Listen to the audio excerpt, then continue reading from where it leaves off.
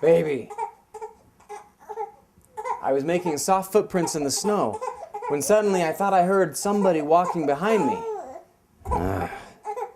Baby, you're ruining my show. So not ready to perform. This is just going to be lousy. I'm Stephen Gashler, and I will never forget December 26th, 2006. I had only been married 3 days, and my wife, Teresa, and I were on our way toward Carmel, California for a lavish honeymoon where we would sprawl out on sandy beaches and be warm and happy. However, we were currently passing through the Sierra Nevada mountains where it was anything but warm and happy. In fact, it was freezing, cold, and very scary. We were getting higher and higher, and we were driving through a terrible blizzard. As we reached every hill, I thought this has got to be the summit, but it never was. The mountain just kept going higher and higher. The roads were so slick, the drop-off so steep and sudden, the roads so narrow. I was certain that the only thing that was keeping us alive was the grace of God. We had long since passed the last restaurant, and we had run out of food. I was really, really hungry. In fact, I dare say I was starving.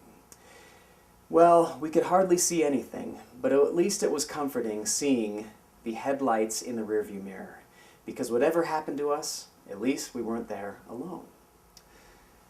6 feet in front of us, I could barely see, even though the headlights were on bright. And suddenly, we passed a sign. The sign read, "Donner's Pass, next 5 miles." Teresa and I had already been silent, as our eyes were glued on the road, but it seemed that somehow the cab of the car got a little more silent. The only sound was the roaring motor as it pulled us higher and higher, the blasting heater, but our minds were thinking about the struggling, starving, freezing, dying, and cannibalistic Donner Party. It was a grim thing, and it wasn't a happy thing. The more we thought about it, the more at least I wondered what fate had in store for us. Suddenly I noticed flashing lights up ahead. A state trooper had pulled over and demanded that everyone stopped. I pulled over as the police officer approached, rolled down my window, and he said, "Beyond this point, everyone has to put chains on their tires. Do you have chains?" Well, of course, I didn't have chains. So he gave me the option to buy them for $40, to have somebody else install them for $60. I wasn't going to blow another $20 if I didn't have to. I was mad enough about having to buy the chains. So I bought the stupid chains, and I got out of the car. I'd only been married 3 days, so I was insistent on being chivalrous while my wife stayed in the warm car. I was out there in the freezing, terrible blizzard, absolutely chilled to the bone. I got down on my hands and knees and tried to fit these things around my tires, but I had no idea how to make them work. I had no idea where they were going to connect, let alone how I was going to wrap them around these huge things. And I had never been colder in my life. Wanting to get back in the car really fast, I did a makeshift job. It was nice that Teresa wasn't out here with me because she couldn't tell me how I was doing things wrong. I connected this here and that there and called it good enough. I did the same thing on the other tire, then ran back inside. We kept driving. Time went by, I don't know how much, but the next thing I knew, we were driving down the mountain. There were no more headlights in the rearview mirror. We were alone. It was just the two of us on this side of the mountain. Just us, the icy roads, and the grace of God. The sound started with a rattling. "What's that?" Teresa asked. "I don't know," I lied. The rattling became a banging. "What's that sound?"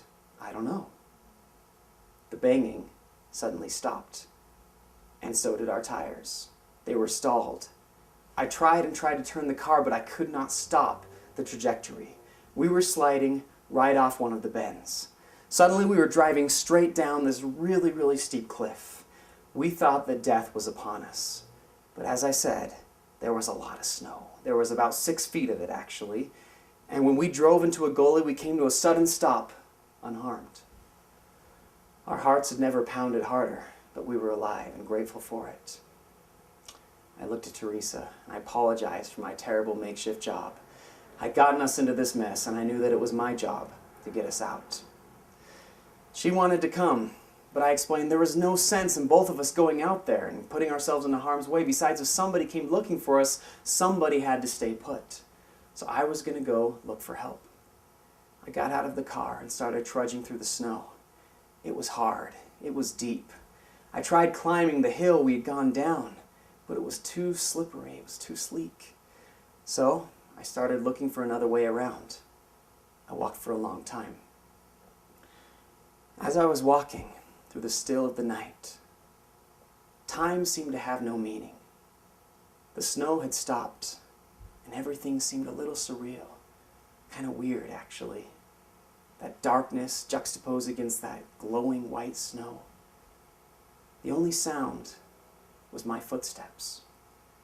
At one point, I thought I heard a second set of footprints.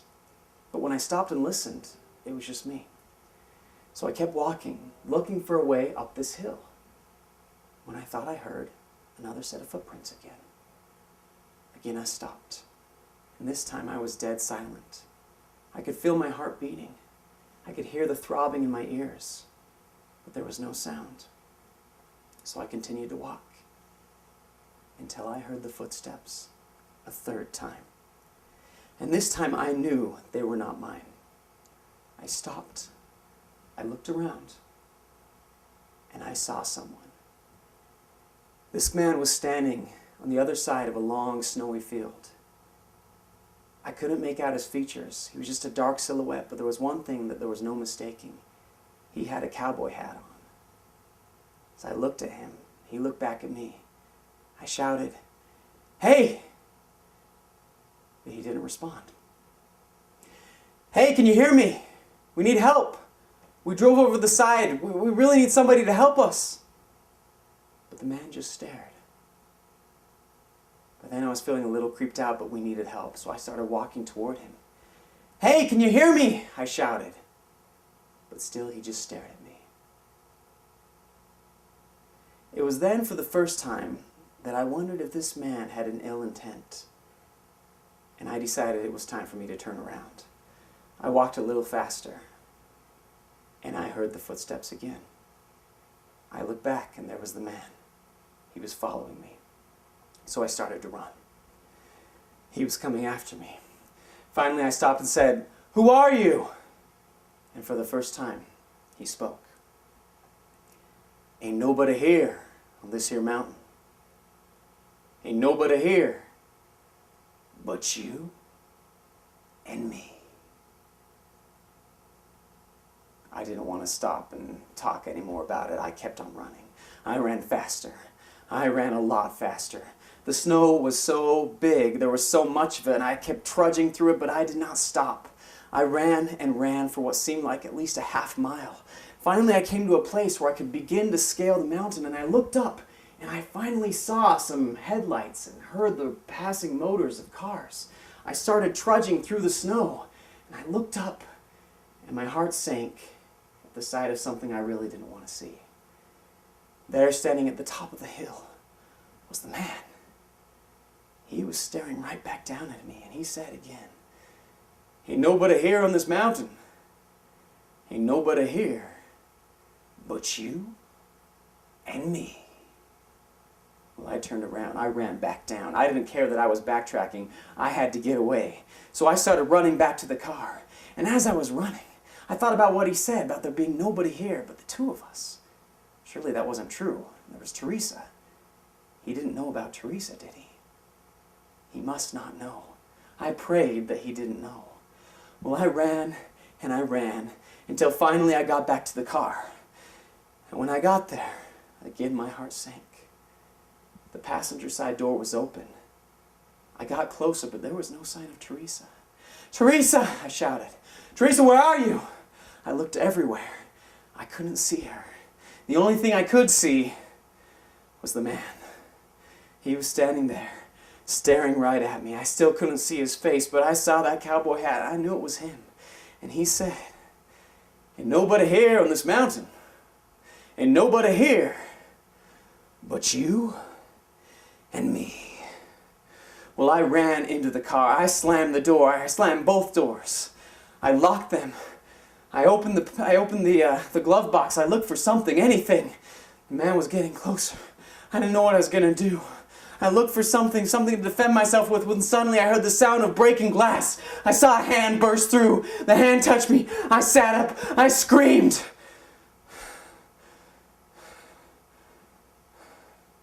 But when I looked at the window, it was no longer broken.